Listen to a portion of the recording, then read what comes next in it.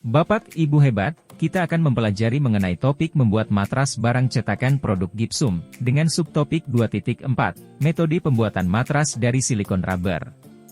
Dalam presentasi ini, kita akan membahas mengenai bahan silikon rubber dan metode pembuatan matras dari silikon rubber.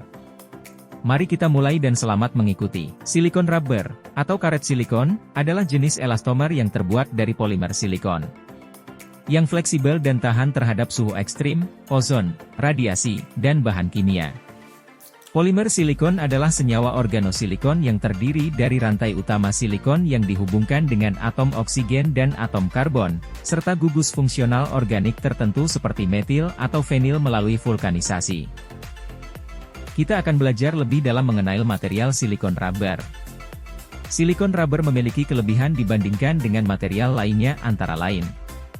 Silikon bersifat stabilitas termal, tidak beracun, tahan bahan kimia dan minyak, tahan panas matahari, lebih tahan dan pK terhadap ozon, hingga suasana ekstrim lainnya. Alat dan bahan yang digunakan dalam pembuatan matras dari silikon rubber adalah: kita membutuhkan alat, kuas cat, kapi, sarung tangan, gelas aqua dan kaleng, perlengkapan K3, serta bahan RTV A dan B. Model korbel, bisa dari bahan apa saja seperti gipsum, tanah liat, kayu, besi. Kotak atau lempengan papan kayu atau lego untuk dijadikan dinding kotak. Dasar kotak bisa dari lilin, kayu atau papan.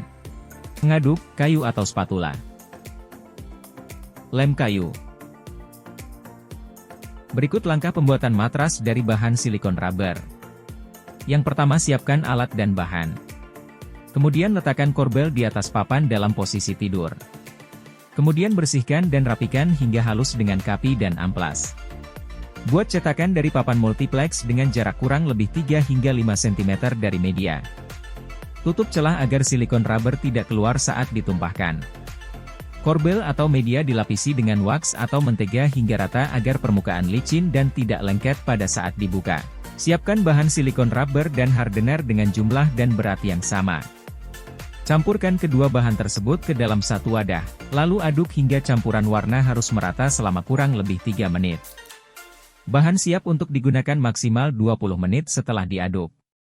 Kemudian tuangkan ke dalam cetakan sesuai ketebalan yang diinginkan hingga menutup permukaan korbel.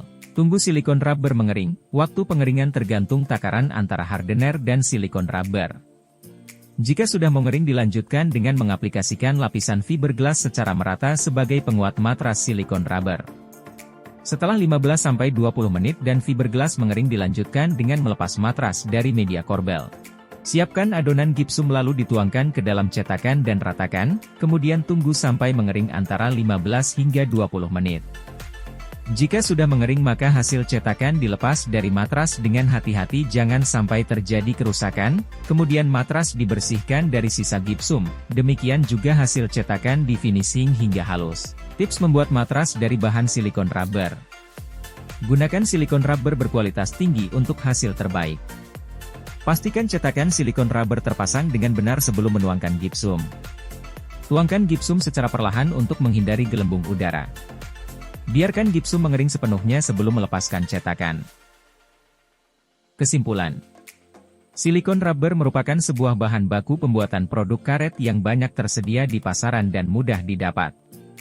Silikon rubber memiliki banyak keunggulan dibanding bahan pembuat matras lainnya, yaitu bersifat stabilitas termal, tidak beracun, tahan bahan kimia dan minyak, tahan panas matahari, lebih tahan dan pK terhadap ozon, hingga suasana ekstrim lainnya. Demikian materi yang dapat saya sampaikan mengenai subtopik 2.4, metode pembuatan matras dari silikon rubber. Semoga bermanfaat bagi pembelajaran kita ke depannya.